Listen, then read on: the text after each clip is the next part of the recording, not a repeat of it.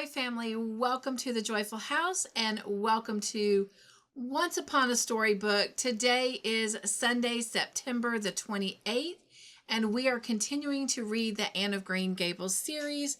We are on Book 4, Anne of Windy Poplars, and today we are actually going to be starting the second year in this book, which means we're going to start over with a chapter 1. So today we will be reading chapter 1 and chapter 2 of the second year. So if you will, sit back, relax, and let's enjoy this storybook adventure. Windy Poplars, Spooks Lane, September 14th.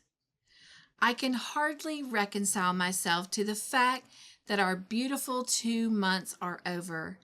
They were beautiful, weren't they, dearest? And now it will only be 2 years before, several paragraphs omitted. But there has been a good deal of pleasure in coming back to Windy Poplars. To my own private tower, excuse me, to my own private tower and my own special chair and my own lofty bed, and even Dusty Miller basking on the kitchen windowsill. The widows were glad to see me, and Rebecca Dew said frankly, "It's good to have you back." Little Elizabeth felt the same way. We had a rapturous meeting at the Green Gate. "I was a little afraid you might have gotten into tomorrow before me," said little Elizabeth. "Isn't this a lovely evening?" I said. "Where you are, it's always a lovely evening, Miss Shirley," said little Elizabeth. "Talk of compliments! How have you put in the summer, darling?" I asked. "Thinking," said little Elizabeth softly, "of all the lovely things that will happen in tomorrow." Then we went up to the tower room and read a story about elephants. Little Elizabeth is very much interested in elephants at present. "There is something bewitching about the very name of elephant, isn't there?" she said gravely, holding her chin in her small hands after a fashion she has. "I expect to meet lots of elephants in tomorrow." We put an elephant park in our map of fairyland. It is no use looking superior and disdainful, my Gilbert, as I know you'll be looking when you read this. Not a bit of use. The world always will have fairies. It can't get along without them, and somebody has to supply them. It's rather nice to be back in school, too. Catherine Brooke isn't any more companionable, but my pupils seem glad to see me, and Jen Pringle wants me to help her make the 10 halos for the angel's head in a Sunday school concert. I think the course of study this year will be much more interesting than last year. Canadian history has been added to the curriculum.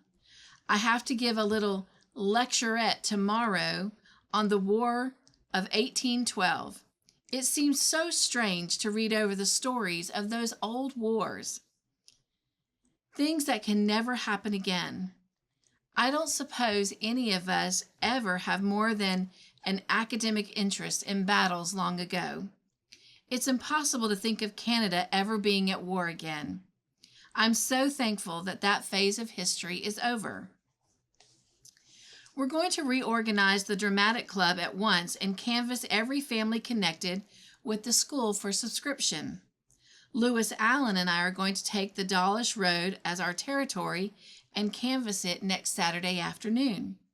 Lewis will try to kill 2 birds with 1 stone, as he is competing for a prize offered by Country Homes for the best photograph of an attractive farmhouse. The prize is $25, and that will mean a badly needed new suit and overcoat for Lewis. He worked on a farm all summer and is doing housework and waiting on the table at his boarding house again this year. He must hate it, but he never says a word about it. I do like Louis. He is so plucky and ambitious, with a charming grin in place of a smile. And he really isn't overstrong. I was afraid last year he would break down. But his summer on the farm seems to have built him up a bit. This is his last year in High, and then he hopes to achieve a year at Queen's. The widows are going to ask him to Sunday night supper as often as possible this winter. Aunt Kate and I have a conference on ways and means. I persuaded her to let me put up the extras. Of course, we didn't try to persuade Rebecca Dew. I merely asked Aunt Kate in Rebecca's hearing if I could have Louis Allen in on Sunday nights at least twice a month. Aunt Kate said coldly she was afraid they couldn't afford it, in addition to their usual lonely girl. Rebecca Dew uttered a cry of anguish. This is the last straw.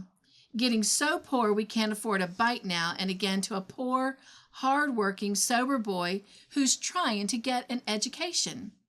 You pay more for liver for that cat and him ready to burst. Well, take $1 off my wages and have him. The gospel according to Rebecca was accepted. Louis Allen is coming, and neither Dusty Miller's liver nor Rebecca's Dew wages will be less. Dear Rebecca Dew.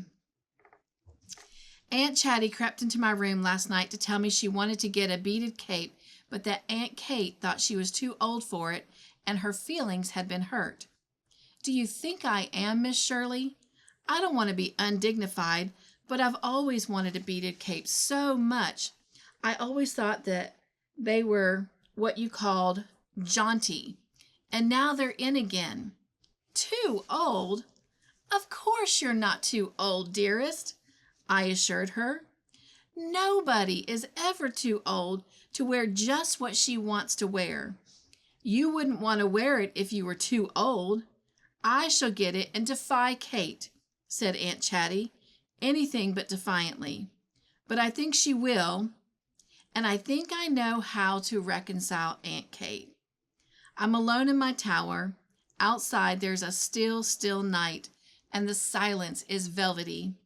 Not even the poplars are stirring. I've just leaned out of my window and blown a kiss in the direction of somebody not 100 miles away from Kingsport. Chapter 2. The Dawlish Road was a meandering sort of road, and the afternoon was made for wanderers, or so Anne and Louis thought as they prowled along it, now and then pausing to enjoy a sudden sapphire glimpse of the strait through the trees, or to snap a particularly lovely bit of scenery or picturesque little house in a leafy hollow. It was not, perhaps, quite so pleasant to call at the houses themselves and ask for subscriptions, but for the benefit of the dramatic club. But Anne and Louis took turns doing the talking, he taking on the woman while Anne manipulated the men. Take the men if you're going in that dress and hat, Rebecca Dew had advised. I've had a good bit of experience in canvassing in my day, and it all went to show that the better dressed and better looking you are, the more money or promise of it that you'll get, if it's the men you have to tackle. But if it's the women, put on the oldest and ugliest things you have. Isn't a road an interesting thing, Louis? Said Anne dreamily. Not a straight road, but one with ends and kinks around which anything of beauty and surprise may be lurking. I've always loved bends in the road. Where does this Dawlish Road go to? Asked Louis practically, though at the same moment he was reflecting that Miss Shirley's voice always made him think of spring. I might be horrid and school teacherish, Louis, and say that it doesn't go anywhere. It stays right here. But I won't. As to where it goes or where it leads to, who cares? To the end of the world and back, perhaps. Remember what Emerson says? Oh, what have I have to do with time? That's our motto for today. I expect the universe will muddle on if we let it alone for a while. Look at those cloud shadows. and that tranquility of green valleys, and that house with an apple tree at each of its corners. Imagine it in spring. This is one of the days people feel alive, and every wind of the world is a sister. I am glad that there are so many clumps of spice ferns along this road. Spice ferns with gossamer webs on them. It brings back the days when I pretended or believe, because I think I really did believe, that gossamer webs were fairies' tablecloths. They found a wayside spring in a golden hollow and sat down on a moss that seemed made of tiny ferns to drink from a cup that Lewis twisted out of birch bark. You never know the real joy of drinking until you're dry with thirst and find water, he said. That summer I worked out west on the railroad that they were building. I got lost on the prairie one hot day and wandered for hours. I thought I would die of thirst. And then I came to a settler's shack, and he had a little spring like this in a clump of willows. How I drank! I've understood the Bible and its love of good water better ever since. We're going to get some water from another quarter, said Anne rather anxiously. There's a shower coming up, and Lewis, I love showers, but I've got on my best hat and my second best dress, and there isn't a house within a mile. There's an old deserted blacksmith's forge over there, said Lewis, but we'll have to run for it. Run they did, and from its shelter enjoyed the shower as they had enjoyed everything else on that carefree gypsyan afternoon.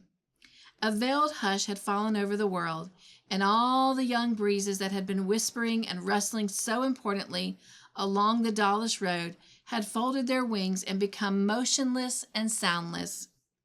Not a leaf stirred, not a shadow flickered. The maple leaves at the bend of the road turned wrong side out until the trees looked as if they were turning pale from fear. A huge cool shadow seemed to engulf them like a green wave. The cloud had reached them. Then the rain with a rush and sweep of wind. The shower pattered sharply down on the leaves, dancing along the smoking red road, and pelted the roof of the old forge right merrily. If this lasts, said Lewis. But it didn't. As suddenly as it had come up, it was over, and the sun was shining on its wet, glistening trees. Dazzling glimpses of the blue sky appeared between the torn white clouds, and far away they could see a hill, still dim with rain, but below them the cup of the valley seemed to brim over with peach-tinted mist.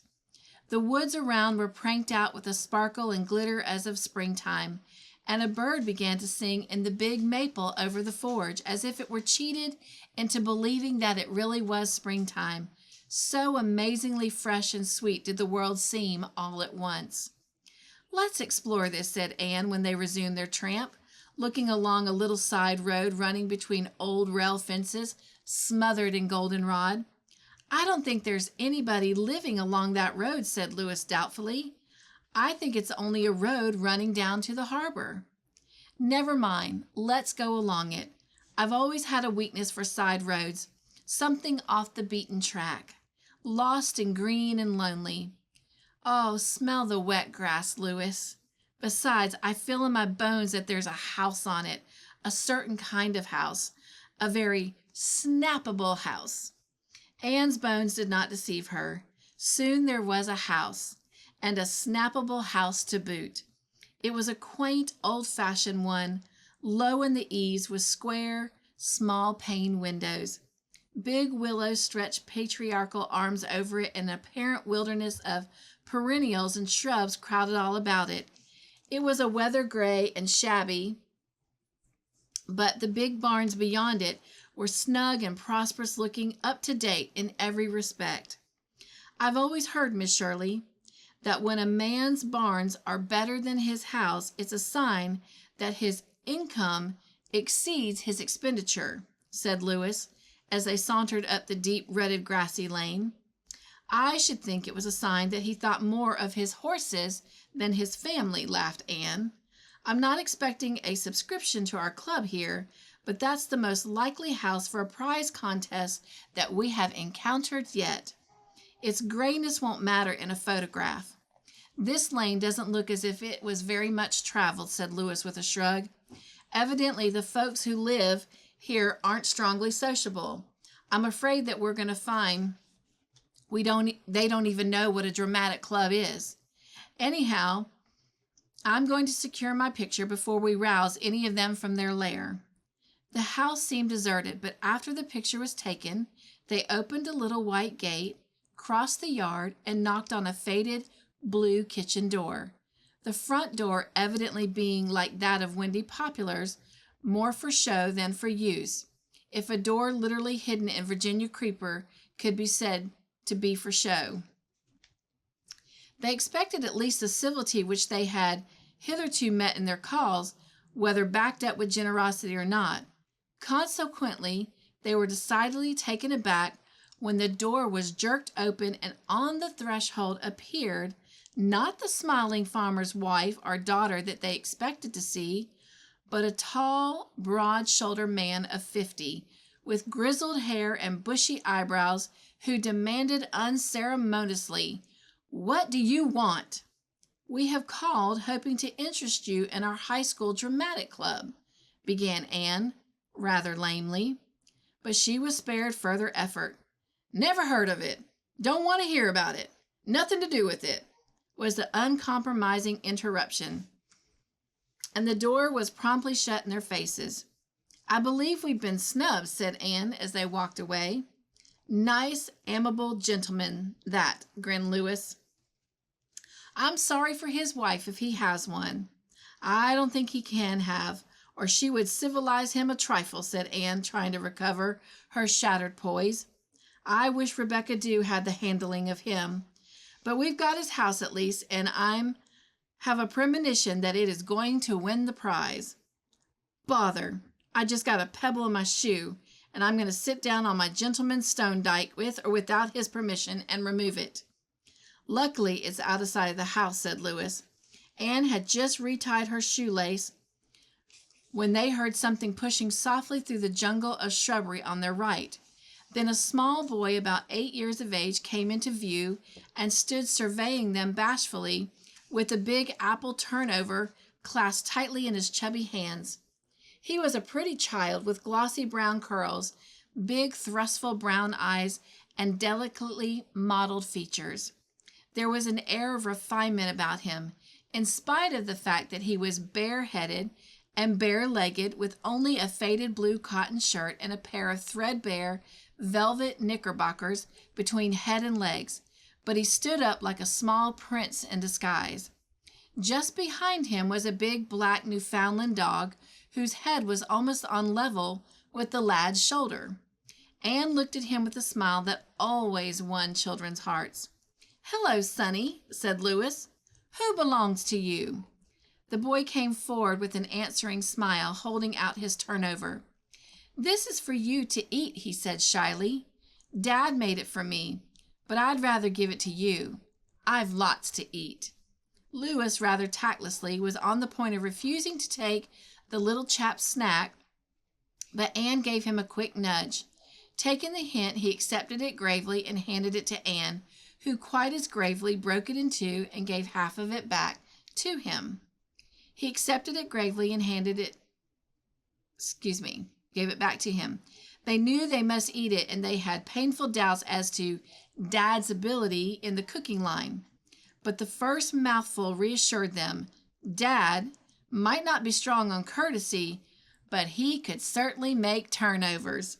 "This is delicious," said Anne. "What is your name, dear?" "Teddy Armstrong," said the small benefactor. "But Dad always calls me Little Fellow. I'm all he has, you know. Dad is awful fond of me, and I'm awful fond of Dad. I'm afraid you think my dad is impolite because he shut the door so quick, but he doesn't mean to be. I heard you asking for something to eat." "We didn't, but it doesn't matter," thought Anne.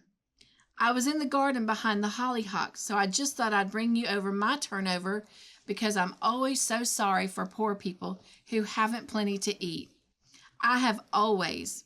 My dad is a splendid cook, You ought to see the rice pudding he can make." "Does he put raisins in them?" asked Louis with a twinkle.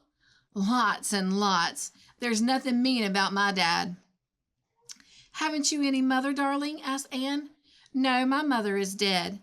Miss Merrill told me once she'd gone to heaven, but my dad says there's no such place, and I guess he ought to know. My dad's an awful wise man. He reads thousands of books. I mean to be just 'zactly like him when I grow up.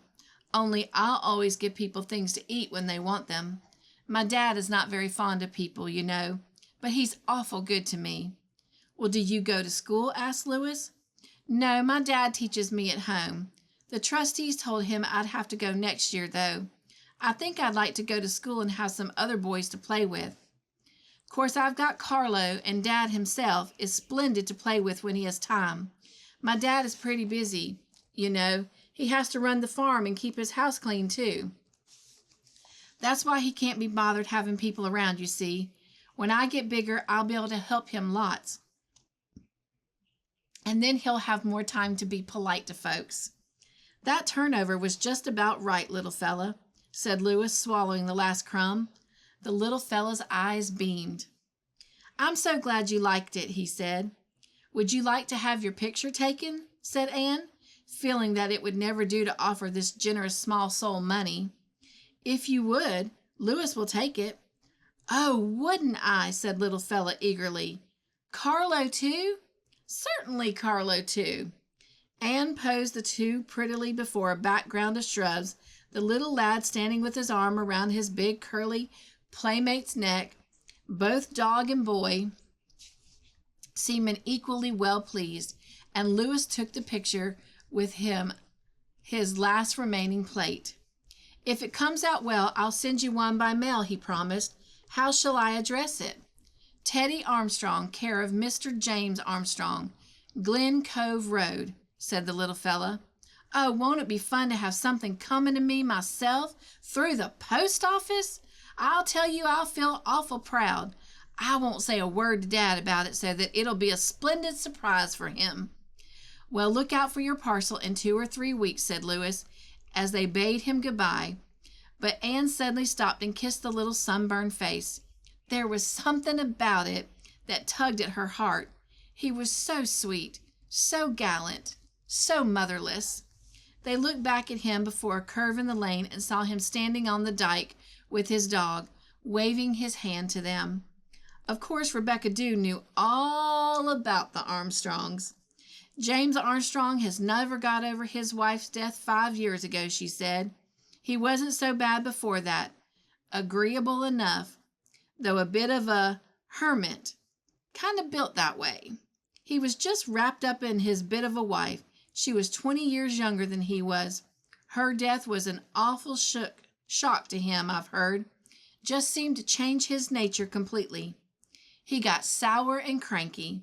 Wouldn't even get a housekeeper. Looked after his house and child himself. He kept bachelor's hall for years before he was married. So he ain't a bad hand at it. But it's no life for the child," said Aunt Chatty. "His father never takes him to church or anywhere that he'd see people." "He worships the boy, I've heard," said Aunt Kate. "Thou shalt have no other gods before me," quoted Rebecca Dew suddenly. All right. Well, thank you for joining me for this storybook adventure. I hope that you enjoyed it, and I definitely look forward to meeting you here next Sunday afternoon as we continue reading the second year of Windy Poplars, or Anne of Windy Poplars.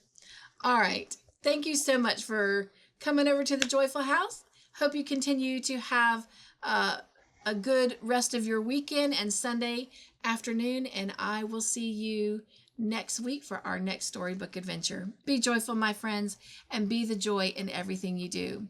Nugs and joy. Mwah. I love you. God bless. Bye.